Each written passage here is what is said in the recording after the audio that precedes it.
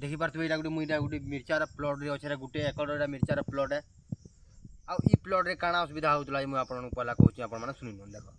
ई गय क्या होतला गय माने तार माने मोड़ी हुई होतला गय माने आउ किनी ई तार माने जेते मेडिसिन स्प्रे करले भी तार माने क्या होतला तार पतरटा तार माने भल नि बाहत जे हम गोटे ट्रिक टे अप्लाई करनु देखि पारथुबे ई जागा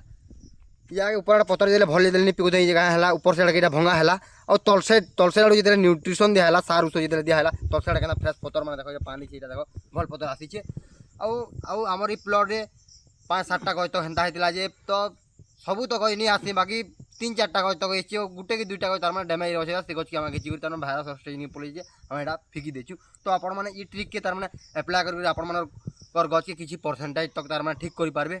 तो एति थिला हमर इनफॉरमेशन जदि आपण माने भल लागला वीडियो के लाइक और चैनल के सब्सक्राइब करवाटा बिल्कुल नहीं भूलबे